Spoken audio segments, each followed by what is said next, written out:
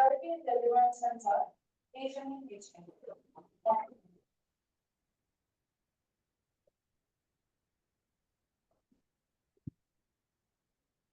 Okay, am I visible? Yes, you're visible, you're audible, screen is also visible All right, sir. for all non-residents. Non-resident taxable person. Last time we did it for casual taxable persons, and now we are covering the non-resident taxable person.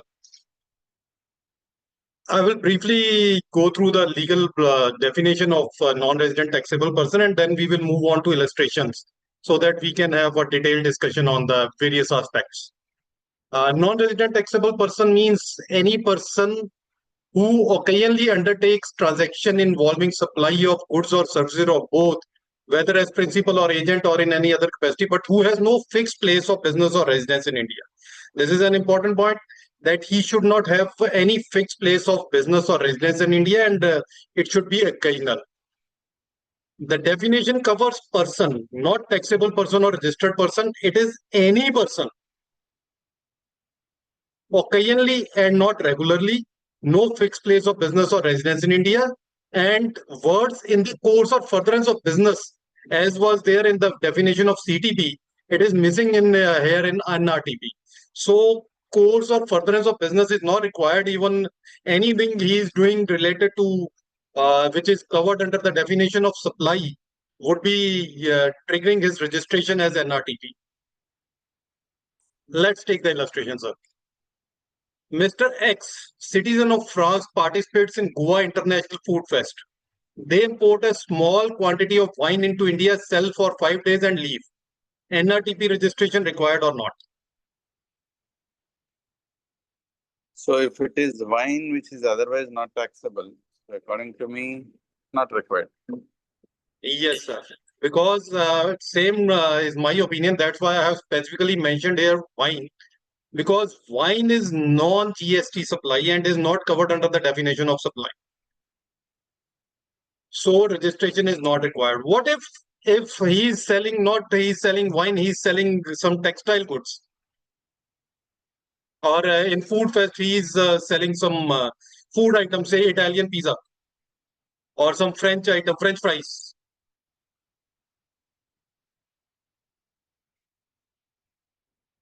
Will that make difference, sir? Should he consider 20 lakhs limit? Sir, 20 lakh limit will not be applicable in case of NRTP. NRTP has to take registration even for small quantity also.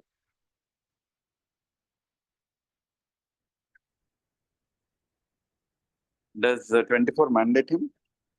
Thank you.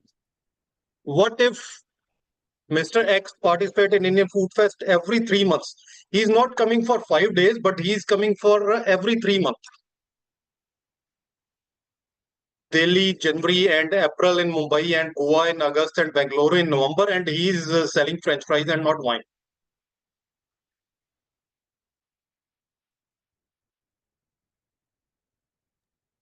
So every 3 months you need to take registration. 90 days period is applicable to him, but since 90 days period will be left for every transaction, then he has to take a fresh registration for every transaction, for every Food Fest.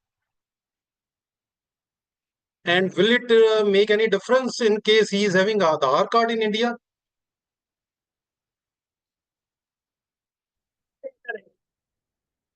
He was earlier citizen of India, then he left to France, and he Aadhaar, became. is it only for Indian citizens? Sir, let me elaborate on it.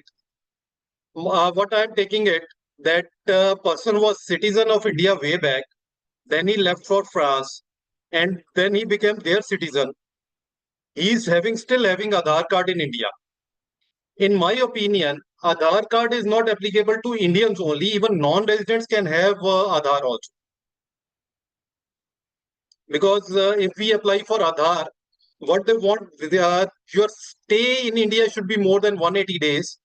And then you can have Aadhaar. And then next year you are again not in India. Then your Aadhaar is still valid. So even a non-resident can have Aadhaar in India.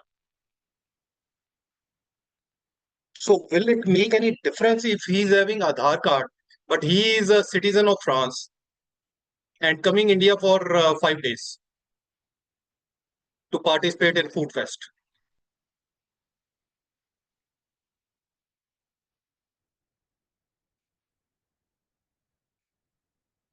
Sir, in my humble opinion, having Aadhaar card or not having Aadhaar card will not make any difference for this NRTP registration. He would be required to have registration as NRTP only. Agree.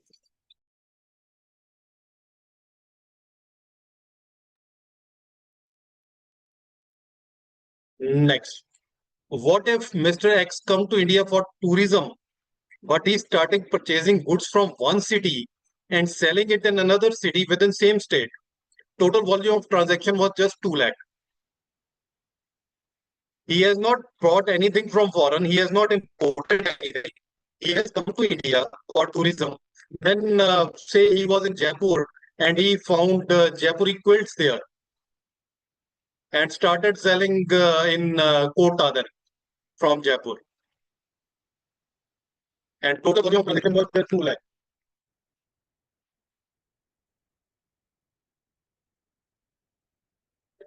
Required, sir, required. Required, because even if he is paying a transaction, it is not required. What is his purpose? Now he is making an activity which is covered under the definition of supply, and the basic exemption of 20 lakh or 40 lakh is not applicable in case of NRDP. So he will be taking this registration.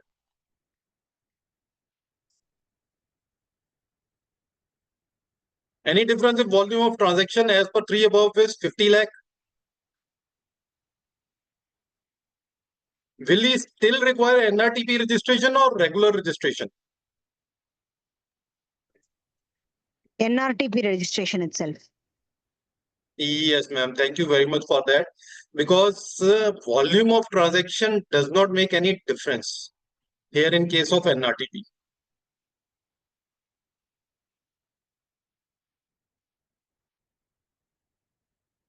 What if Mr. X is a consultant and during his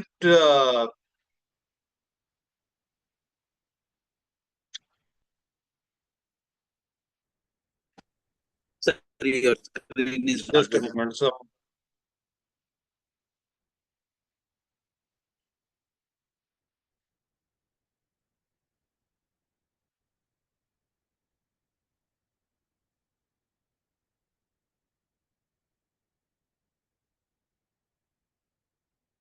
sorry for that.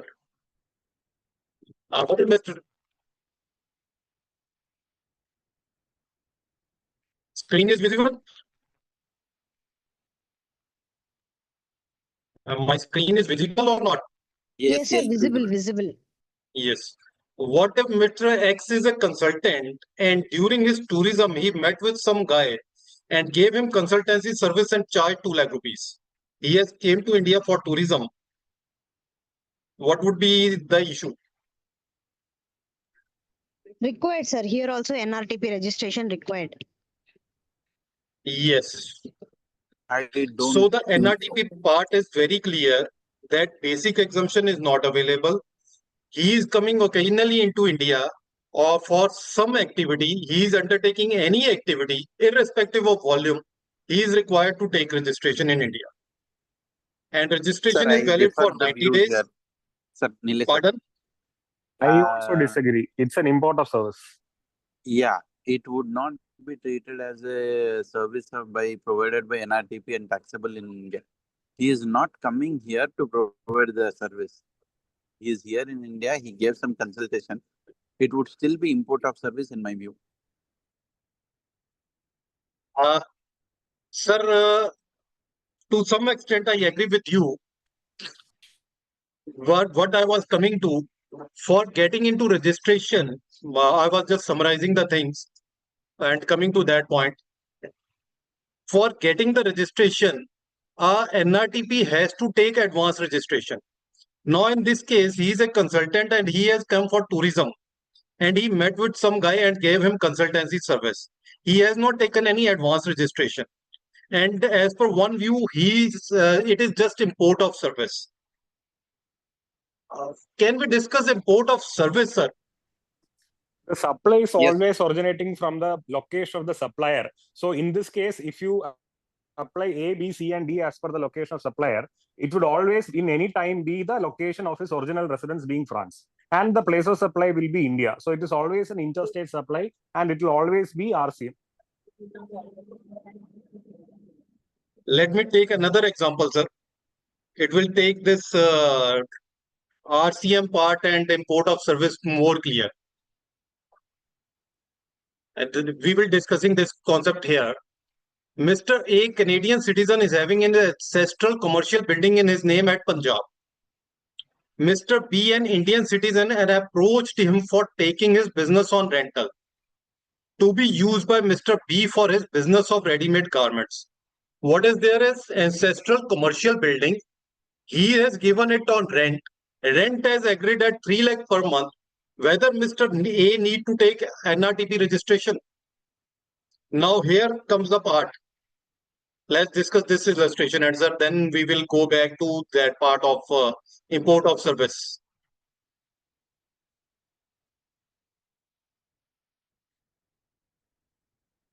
Any view on this, sir?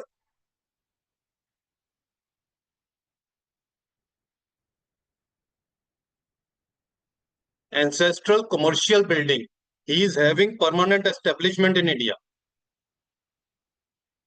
but he has given it on rent. Total rent is 36 lakh per month, more than 20 lakh, basic exemption limit. This cannot be an NRTP registration. Do we need to take a regular registration? Yes, because this is a continuous supply of services, not occasionally coming here into India and providing the service. But And it actually may be is- place of supply being here in India. He is outside. It Yes,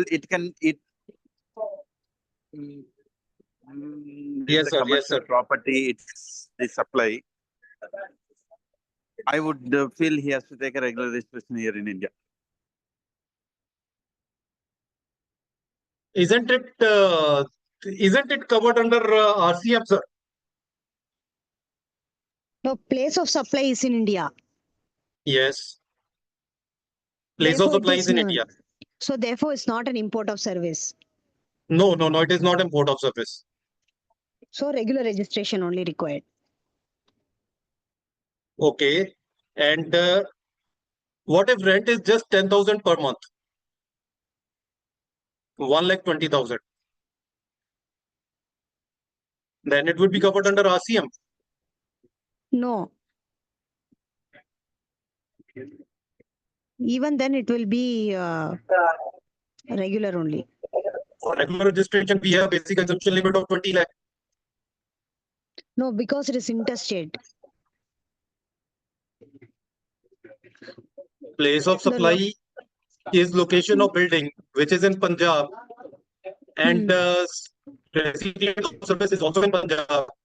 He has taken it on rental. How is it interstate, ma'am? Oh, no. No, C plus S only. C plus S only it will be. Yeah, basic exemption will be applicable. Basic exemption will be applicable. So he need not to take any registration and RCM will be applicable. No, not RCM.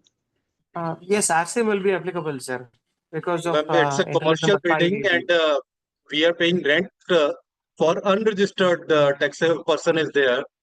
The supplier of service is unregistered and we have to pay it under RCM.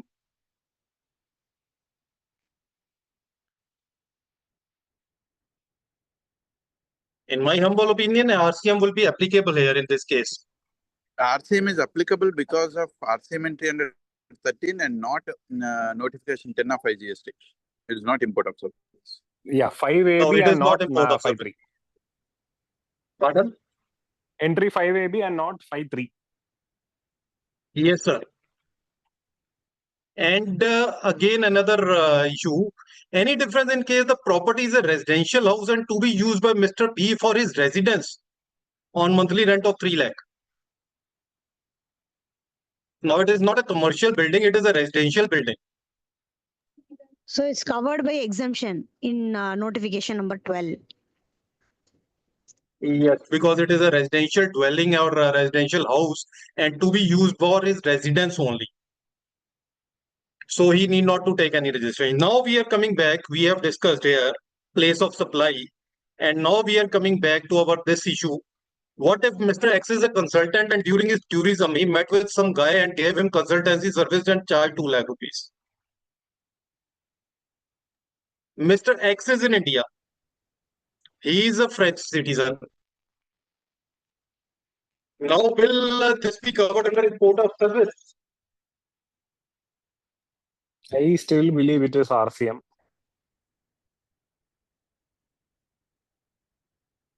Location of supplier does not change.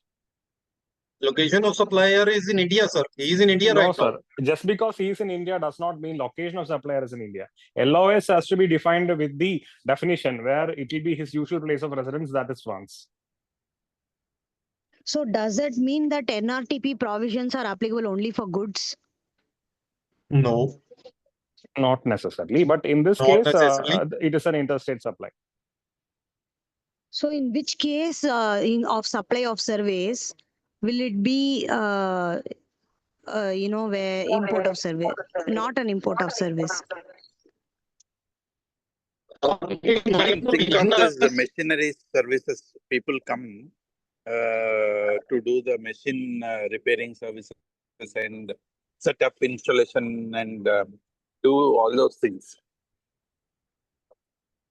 They're exclusively coming for taking care of some activity here and providing. I would, in those times, I would say that it cannot be import of service. It would be service provided here in India.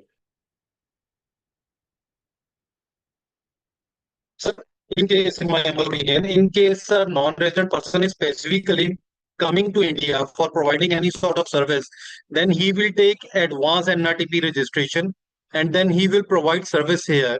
Then it would not be under RCM or reverse charge or any import of service. But now in this particular case, he is a consultant. He has not taken any NRTP registration. He has come for simply tourism. He has some guy met him and he charged him 2 lakh rupees. This particular case, in my humble opinion, it is not covered under import of service, sir. I have a little bit difference of opinion. Any other opinion about it?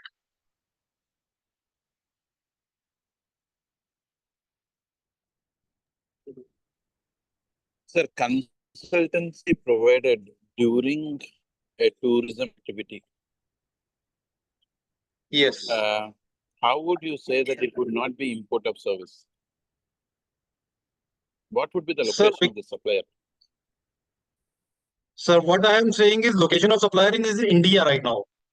He was originally staying at some other place. He has come to India and he is giving some service here. Then it would not be covered under import of service. Sir, today I'm traveling to Orissa to deliver a lecture. Will my location of supplier become Orissa? I am doing a lecture there. My location of supplier will still be based at Karnataka, Bangalore. Piyush Gaurav here from Ahmedabad. One more question here. Like when this guy paid him 2 lakh consultancy, other facts that we need to take into account is, was TDS under income tax deducted on the payment made? And how was the payment made, cash or by bank? And where is the bank account of Mr. X? If you have to bring those facts into picture to determine the exact transaction, that is the way the assessing officer will look at the transaction. Sir, let's take the case of income tax. The person giving the payment of 2 lakh will be deducting TDS. No bank account is there.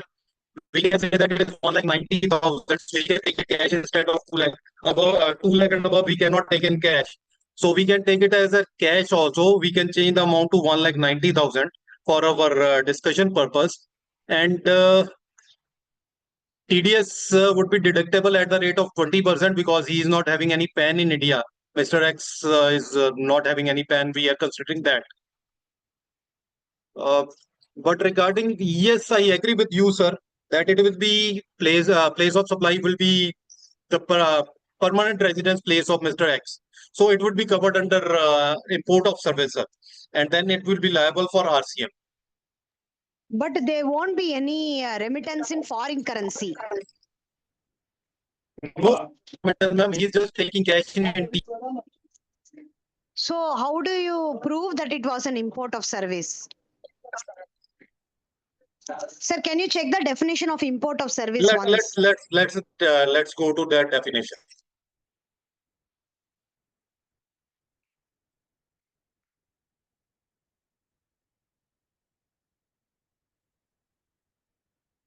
Let me open up the definition, just a minute.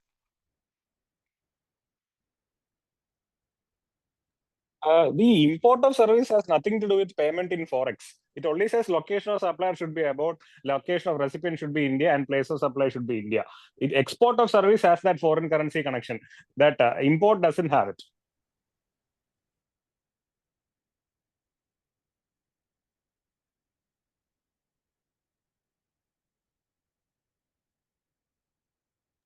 But I was thinking maybe the officer may check for import remittances on which RCM liability is applicable. Oh, let us forget about the officer. Let us Madam, assume that we are practically- going to do correctly self-assessment. So it is our duty Yeah, to check whether the transaction is practically correct. It is versus not the whether the legality. officer will catch it or not. Just a moment, sir. Just a moment.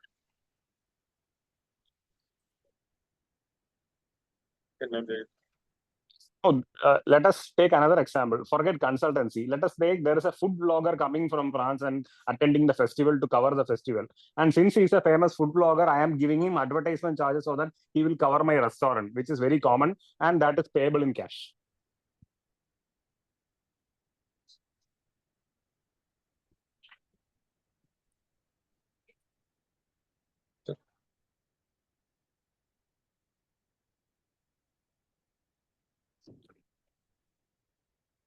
Sir, in the case,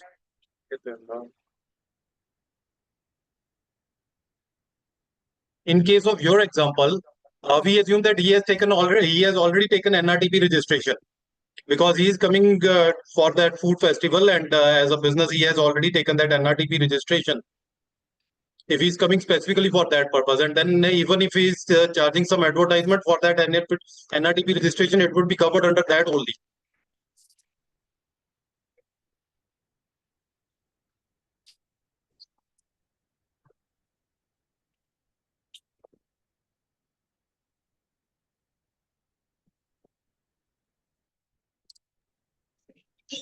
Sir, in this example, if suppose X owned some 5 vehicles and he has given on rent to various people in different states, then in that case also, would you call it import of service?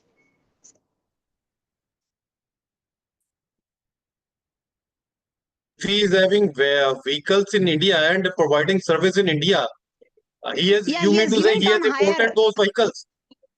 No, he has given it on hire. He owns those vehicles and he has given it on hire to various people on rent. No, vehicles are in India. Vehicles, Yeah, vehicles, taxi, we can say. or taxi Car. or car or even goods transport vehicle, you can say, where he has given it on hire to various people and they are giving him rent for that or higher charges. He is bringing those vehicles from outside India, or he is having it in India only? No, he purchased in India only. He purchased the vehicles in India, and he is not having any NRTP registration. He just came here and purchased the vehicles and started the business of giving it on rent. Or let us assume he inherited those vehicles from his father, who is a resident of India.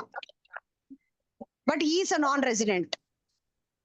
But then, is there any permanent place for business from where he is operating? No, he is a non-resident. He is not in India at all. In our example, he is in Canada. So he is But people will be depositing the rent in a bank account in India only.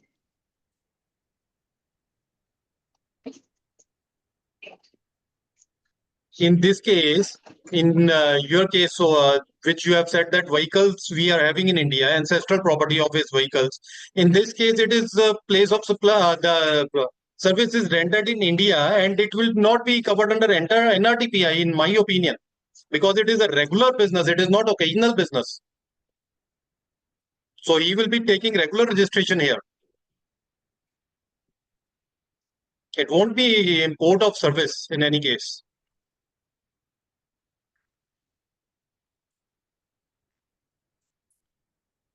But he is a non-resident actually.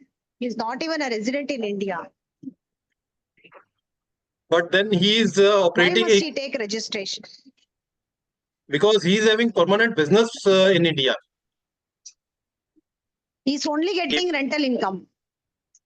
Rental income, if he is getting it below 20 lakh and it is a regular activity, then there is no requirement for registration. But if it is more than 20 lakh and it is a regular activity, then registration is required in India, even if he is non-resident. Because he is providing service in India for rent for vehicles, for renting of vehicles. So I still feel it may be import of service for all of them. Let's open the definition of import of service. That is more important now. Just a Soumya madam, the thing is, what Piyush sir was saying that if it is a regular activity, that term occasionally of NRTP itself fails. So can you call him an NRTP then? Yeah. No, as a regular import of service. That's what I meant, not as an NRTP. Like the way you said, it's import of service. So the consultancy service that he gave for 2 lakhs, when that can be an import of service, then this also should fall under the same category of import of service, which does not require registration by him. Because he is a non-resident.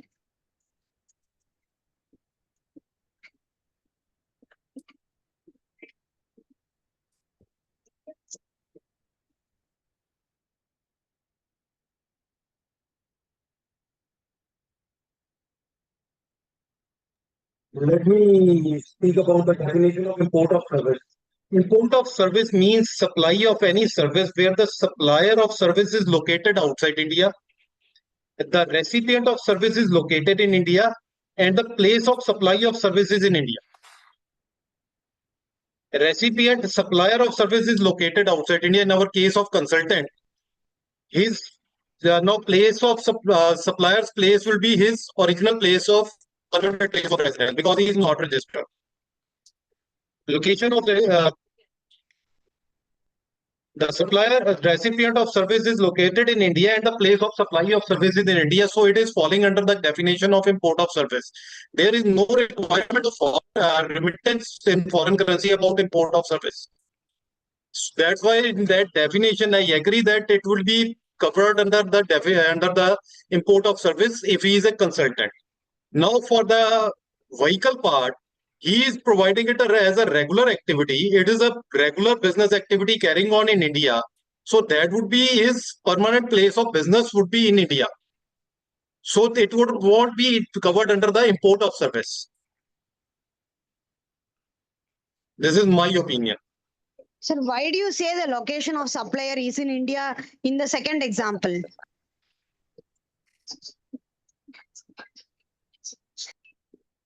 Location of supplier of service means where a supply is made from a place of business where registration has been obtained, the location of such place of business. He has not taken any registration. We are considering this for the time being.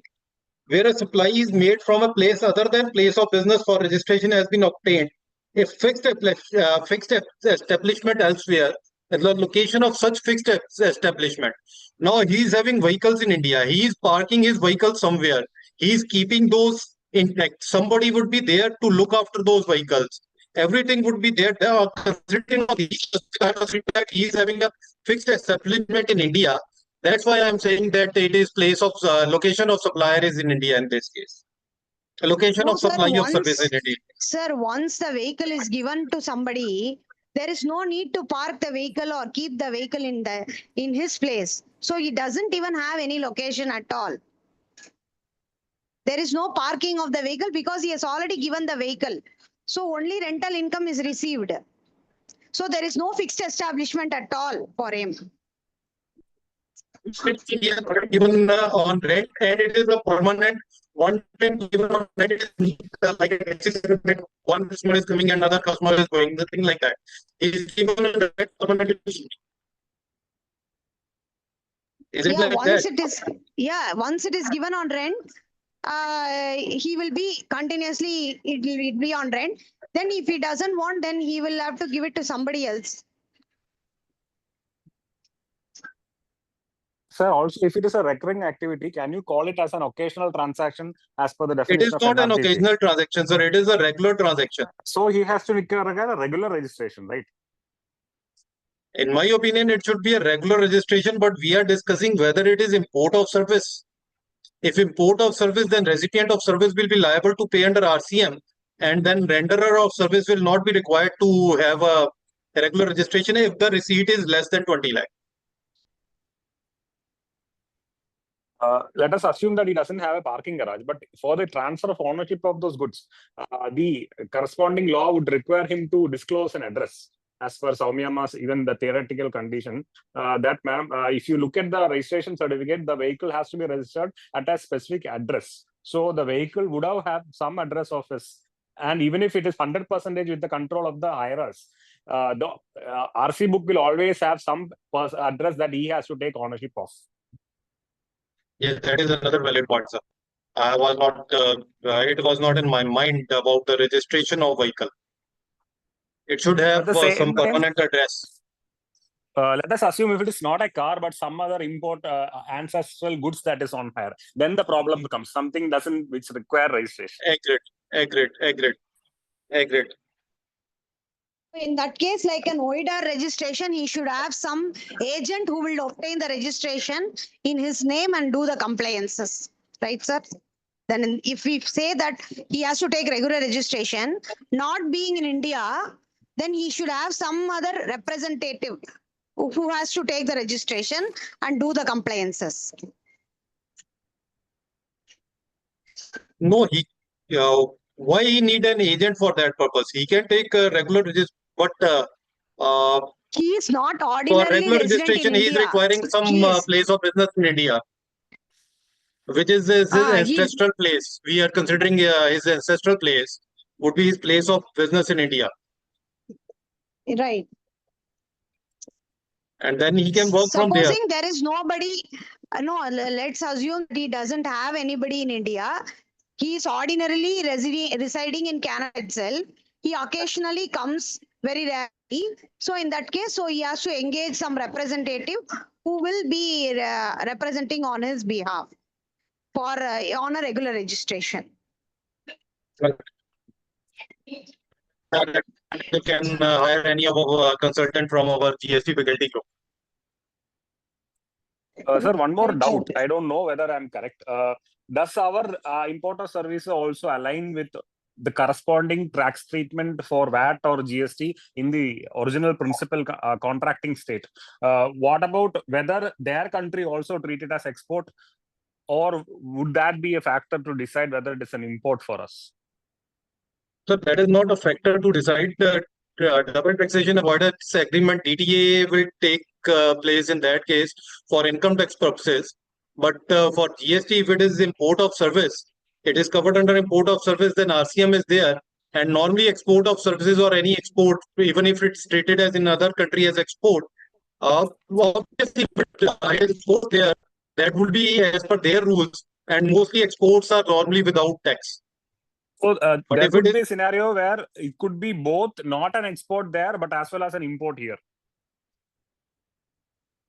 Yes, sir. If it is a deemed import here, then it would be import here and not export there. But any such scenario, if we think over it, Just like we are considering this this case of our consultant case. It is not export of service as per their. It may not be export of service as per their definition because he is in India right now and providing consultancy service to somebody. But if we consider American taxation laws for this income tax purposes, they consider if the person is citizen of America and providing service anywhere in the world, it would be treated as taxable in America. So that part would be covered there only.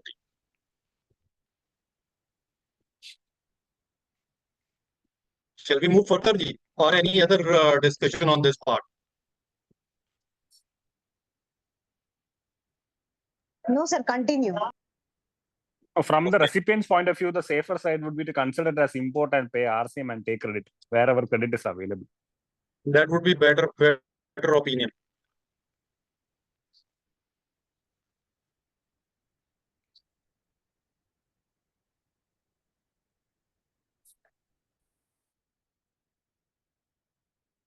With this, we are moving to amendment of registration under section 28.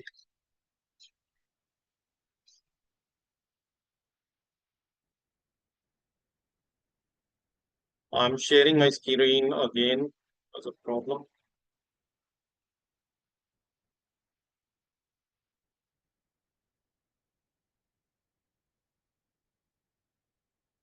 Yes, amendment of registration. Now, section 28 deals with every registered person and a person to whom unique number has been given. This is a brief definition. What is provided under section 28 that if there is any amendment in our registration, even if it is unique identity number like UNO or any other group or for embassy purposes, if there is any amendment, then we have to inform the concerned officer within 15 days. On the basis of information, the proper officer may approve or reject the registration, and approval is not required in such particular as may be provided. He may reject the application he cannot reject the application for amendment without giving the person an opportunity of being heard. Any rejection of approval of amendment under GST Act or UT Act, as the case may be, shall be deemed to be rejection or approval under this act means if there is any amendment in SGST Act, it would be equally applicable to CGST Act by virtue of section 26 was also there. We have earlier discussed that. So this is about the amendment. Let's also go again with the illustration. ABC Limited, a software company registered under GST in Punjab and Himachal Pradesh. They shifted their main office in Punjab from Amritsar to Ludhiana. They also added two new directors to the board. They shifted office but forgot to apply for address amendment under GST within 15 days in Punjab GST. They have shifted from Amritsar to Ludhiana, but they have not applied for amendment under Punjab GST. But they have made amendment to additional directors in Himachal GST. Now, when GST officers came for inspection, some random selection was there in Punjab. They found unregistered proxies being used for billing. The officer questioned the validity of authorized signatory in return of Punjab GSTN as new directors were not updated in Punjab GSTN. A show cause notice was issued. Any remedy? Sir, show cause notice under which provision and imposing what? Sir, he was just saying that you have under section 28, you were supposed to give the inform us about the amendment and you have not given that amendment. So your place of business is not your registered place of business. So you are doing your business and you are issuing invoices under 39 from unregistered place of business, which is not allowed, and that's why you are liable to penalty. It's penalty, sir. We want to know whether the proposal is to deny registration because of, say, any malfeasance as per them, or whether it is a mere show cause for imposition of penalty under 122, or are you proposing a proposal of penalty under 125? Which section, which show cause are they issuing? I'm just considering it at 122, sir, that my place of business is not registered and I am doing business from there.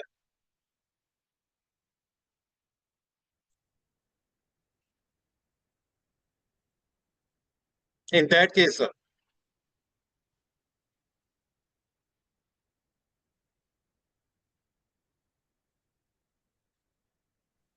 Means additional place of business is not registered, right? Yes, additional place of business is not registered.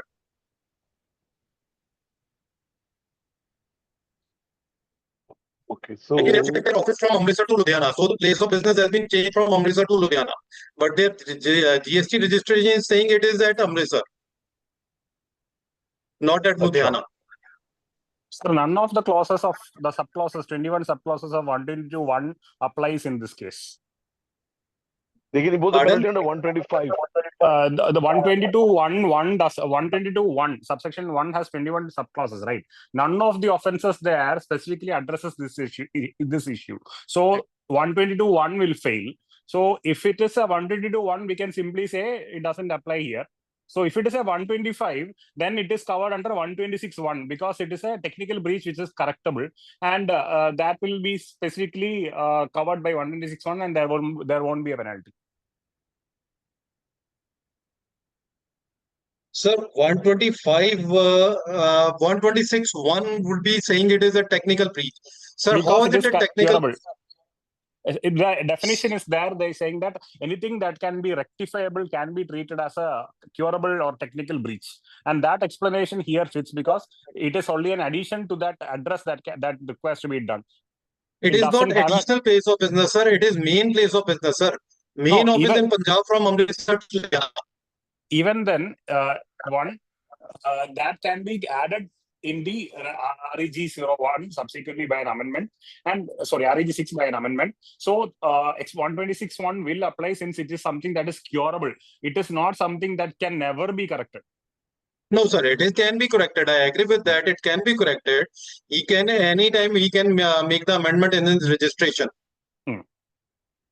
So even if 125(1) proposal is there, 126(1) principles will apply, and they cannot impose flat 50,000. But however, it doesn't per se say that 125 proceedings cannot be done. But it will be subject matter of adjudication, nature of the violation that has to be taken into consideration. And prima facie, they have a case for meriting 126(1). And then the second case, sir, authorized signatories are also not added. They have been added in Himachal GSTN, but not in Punjab GSTN. Again, in Punjab GSTN, the person signing the bills is not authorized. If you look at 122(1), there is no specific penalty for that. 122(3) will have that there is an invoice that is not authorized in the authorized manner. So there, a proposal under 122(3) can be done. That is subject to a maximum of 50,000. That is the only possible penalty for, but that is a case for the offense in question will be the invoice per se and not the registration. Yes, I agree with that, sir, because it is a issue with the invoice. Registration cannot be cancelled on this basis, that is for sure. So what I want to just explain using this example is, it would be better in any case, as per section 28, that if there is any amendment, any requirement of amendment, then we should do it within 15 days and avoid any sort of litigation for that purpose. No doubt curable and non-curable offenses or anything is there, but then it is a matter of litigation for a small matter that we have not given an amendment. So it is always better to go for amendment and do the compliance part completely. I was just trying to.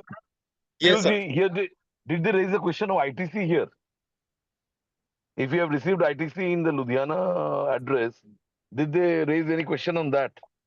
Sir, that in my humble opinion, it cannot be because he is having registration in Punjab.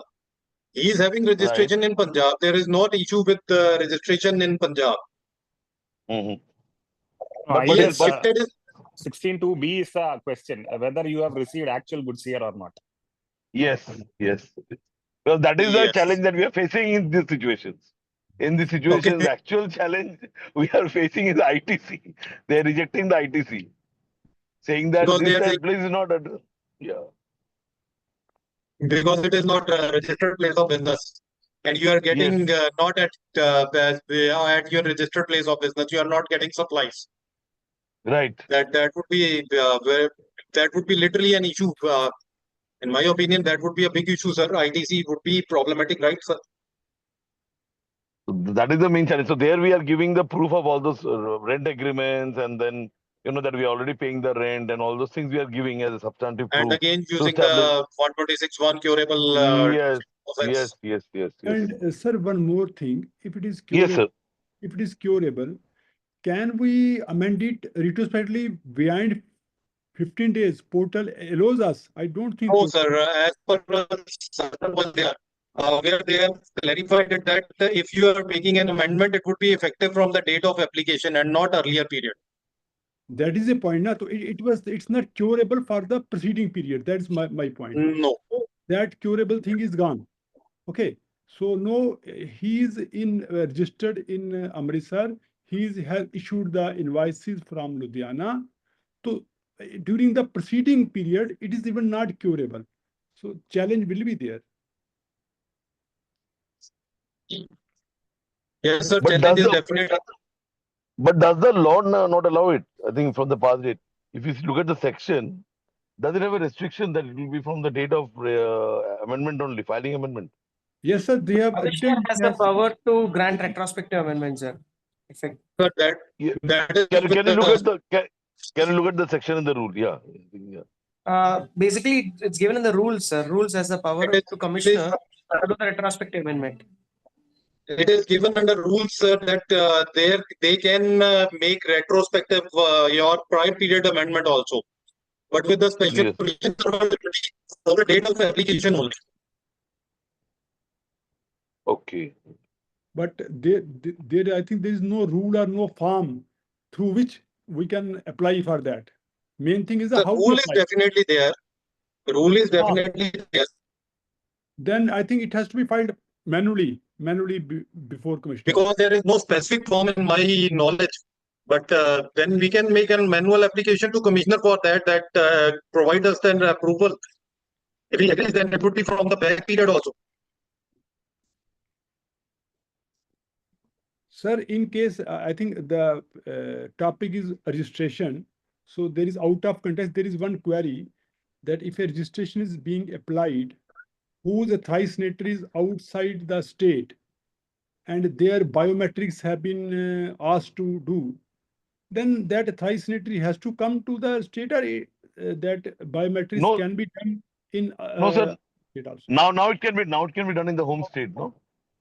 No, it You- can be. what? Sir, there is some circular, sir, or something. Yeah, there is a notification in this aspect, no? That you Okay. can do it the biometric in the home state. Only thing in West Bengal, at least we are seeing, suppose you belong to Delhi or you say you belong to Jammu and you are opening a business in West Bengal. So your biometric has come here. So you have to file an application here. We have This is to my file- home state, this is my home state, this is my Aadhaar, this is my PAN. So I want to do the biometric in my home state. So kindly transfer this to this particular GST Seva Kendra. You have to give the code of the GST Seva Kendra. Then we are submitting the letter here in West Bengal and the GST Seva Kendra to which you are originally allocated. So that is transferring the particular identity number to your local state GST Seva Kendra. Then you can do the biometrics there. Thank you, sir. Thank you, sir. But you have to do it quickly because you have to do it quickly. I think there is some time frame after which they cannot transfer. So इसलिए वो बहुत जल्दी करना पड़ेगा. That is the thing. Sir, in WhatsApp group, will you notificate number? I'll share it, sir. Thank you, sir. Thank you. Over to PUC. Thank you, sir. Thank you for the clarification. And over from my Arup, side, sir. if there is any query, then we can definitely discuss. Sir, not I think regarding that's a- NRTP, but I have a query on CTP. Yes, sir. Yes. Okay. See, there is a distinct view that is coming out from our ICA BGM on CTP, so which I want to get it clarified. Now, let us take an example of a person who's conducting, say, an outdoor catering event in another state other than which he is registered. So I am in, say, Kerala. I'm coming down to Bangalore and doing a outdoor catering function there. So obviously, I will be procuring some inward supplies for that function, vegetables or other groceries, so that I can do it. And I'll be doing my business in Bangalore for that one event. Does it require a CTP in Bangalore, or can I simply forego the ITC on any groceries and bill it as from Kerala as IGST? Am I audible, sir? You sure? Yes, sir. Yes, yes. Sir, only sir, I'll just grant me leave that before this question is taken up. Yes, sir. Yes, sir. Yes, sir. Yes. I think for the previous question you want to. Yes, yes, sir. Yeah, for the previous question. Sir, for this purpose, where we were talking about biometrics, it is called biometrics from home state. If Yes, sir. any of the persons who have to undergo that, online option itself is available. There is a message that if you wish to undertake it from your home state, the person can choose that home state, and no need to give physical applications, etc. So there is an online application in that registration also in that. Online options will come up. If you wish, I'll share the detailed procedure in the group, sir. Okay. Yes, sir. Please share, because in West Bengal, they are not doing it. No, That is the discretion of the officers is not required there. Not Okay, of okay. GSKs also. The person Okay. themselves can opt online that if they wish to go for home state. When they start doing this thing, they will entering their Aadhaar details, etc. At that time itself, they will be given an option whether you wish to do it from the home state or wherever you are. Sir, for Okay, this, and as a second question to this, Guruji, sir. Suppose somebody has Yes. not done that. Somebody has not done that online, then they have to go through this process, right? Yeah, I'll share the detailed procedure, sir. Then you Take can it, have kindly, it. sir, kindly. Thank you, I'll sir. share Thank you. that All in the right. group. The Thank you. procedure it is. Thank you, Yes, sir. Thank you. Yeah, please. Thank you. Sorry, only sir, for No interrupting issues. you. No No, issues. thank you, sir. Thank you, sir. Thank you. It is, Thank you, sir. Thank you. anyway, it will be useful for all of us. Yes, yes. Unniji, over to you. Yeah, so I hope the query is clear. And Yeah, there's a yeah. view coming out that there is a requirement for CTB, but practically people are paying IGST. Sir, in my humble opinion, it is better to take CTP because as per the definition of CTP, I am not having my permanent establishment in that other state. And in that case, I should go for CTP. Now, if that is the way forward, then it is almost as if we are making the provisions of various other than 12.3, everything else OTOs. When place of supply is clearly earmarked for catering services under, say, I think 12.4, then location of supply and place of supply can be identified with respect to a person. Then when it is already an interstate supply, which can be harmoniously interpreted by 12.4, read with the GST rules, then when we already have a mechanism to transfer the revenue to the corresponding state, why exactly are we stressing on CTP? Yes, I think Unniji, I'll go with you. That CTP Now, in this case will be an option. That in case. The BGM says it has to be CTP and it can never be IGST. Sir, but if you were to charge IGST, the share of revenue would go to Kerala government and not to the Karnataka government. No. The place of supply will be in Bangalore. It will be IGST Karnataka.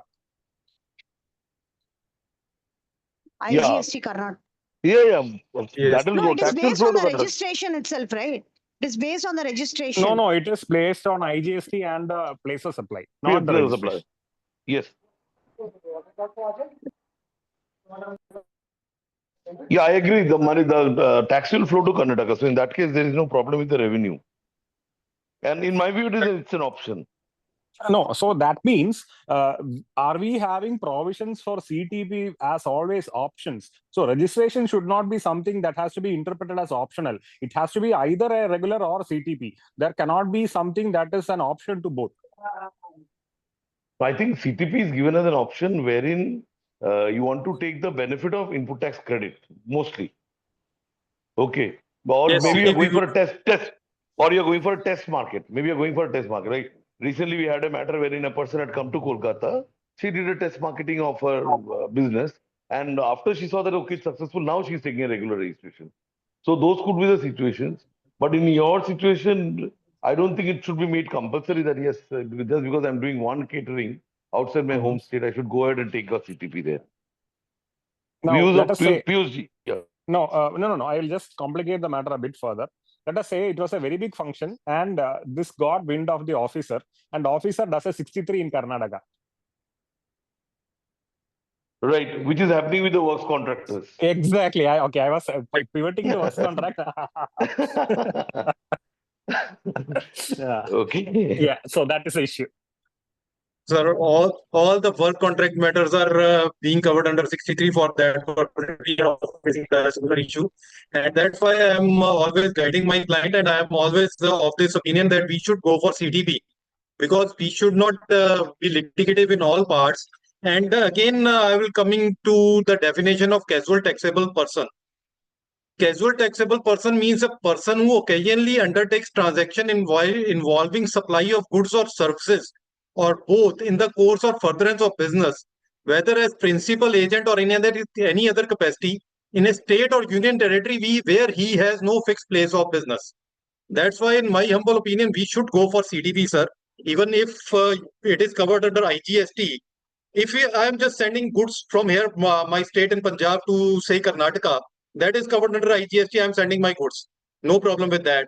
But if I am going there and providing some service or something there, say I am attending some exhibition, or for example, this work contract, I am providing some work contract there, then in my humble opinion, we are covered under CTP, and where we should go for CTP registration. It can not considered it as optional, because it is covering, it is complying with all the requirements of this CTP definition.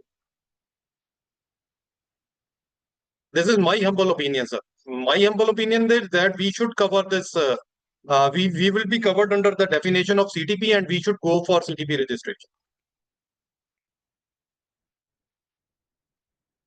Thank you. Yeah. So any other views of the house? Anybody else who wants to share their view on this? No, I have a case now where I am in receipt of 63 in another state, and I've submitted Yes. that I've already paid the tax, but it is difficult to convince them that the flow of revenue is anyway neutral. In Bihar, many notices are being flown. Many to works contractors in Bihar. Sir, it's a question Because of whether we want to challenge or we want to go conservatively, not have litigation. That's it, sir.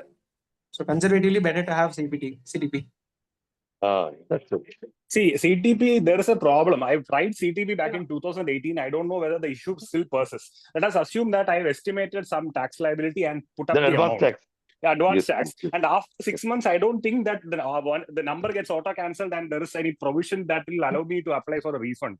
And in Kerala, I've yet to get a refund for 2017.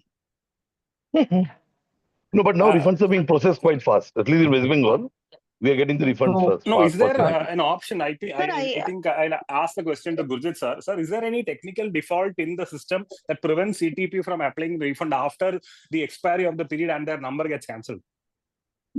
No, there shouldn't No. be an No. restriction there. I don't think there there shouldn't is be a any. restriction. It will be a refund of excess tax paid. That Yeah. should be the category. It is in And cash it is- ledger, refund of I cash ledger haven't balance. tried that. I haven't tried it personally, but if there is a restriction, just let me know if somebody has There tried it. was a There shouldn't I be. had a case in 17 or 18 where the CTP registrations after that period got expired, the RFD one doesn't work and they were not sanctioning the refund. Since the amount was very little, some 7,000 rupees, we forgot about it and we didn't follow up. But No, if this it's- issue was addressed and the officer says he is also helpless. No, but I think that nowadays this issue is not there. No, if it is in the initial days, sir, that then quite a few issues were there in the initial days. But Okay, so- it shouldn't be a problem. They are able to. So sometimes Since they there is can a be- problem with refund with the level of officers, though it is recorded. What I would like to say, in my case, now this TDS on scrap, that is TDS is there in one of my cases, and we have applied for refund of cash ledger balance. And the officer is saying, "Sir, it is TDS. How can we issue the refund?" And I'm just telling him that it is a cash ledger refund. How you can refuse me that? But he is saying, "Sir, give me some circular or notification on which I can issue you refund on this TDS part." There is a circular, sir. There is a circular. There is a clarification also. I have also used that clarification in the cash refund. The TDS refund will be cash refund only. There is. Yes, it is in the cash ledger. It is in the cash ledger. There is a clarification also in the refund cases. In the refund circular, there is a clarification also. Piyush ji circular 125 refer कर सकते हैं ना उसी में है। 125. Okay, sir. Thank you very much for that.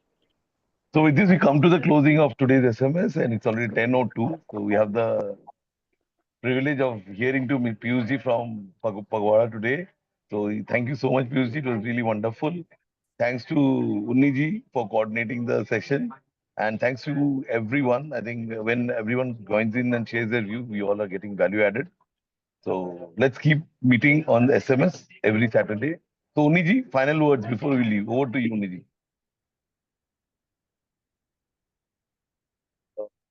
Hello. Thank you, Yeah. Piyush, for a wonderful examination of the registration provisions of NRTP. I believe most of us don't examine NRTP the way it deserves to. And you've thrown in a lot of pointers today that we need to think about, so that things that require fine-tuning in our end will also be done from henceforth. And I'm sure that all the members will have something to think about on the registration provisions, which we have to be very careful to avoid unnecessary problems in litigation in the future. So thank you all for attending the meeting on SMS. And again, we request everybody to volunteer for future sessions. Our calendar is still being prepared. So we have a long way to go. We are only at 35 or 36. We have around 130 sections still pending, and we'll be very thrilled to have more of you coming up and taking sessions. So contact any four of us or leave a message with us, and we'll block the schedule accordingly. Any topic that is of your liking, please choose, and let's have a discussion on the same. Thank you, sir. Thank you very you. much. Thank you. Have a wonderful you, sir. weekend. Thank you all. Thank you. Thank you.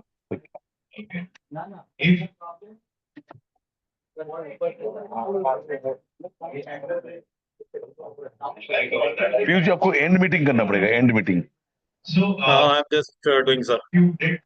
Okay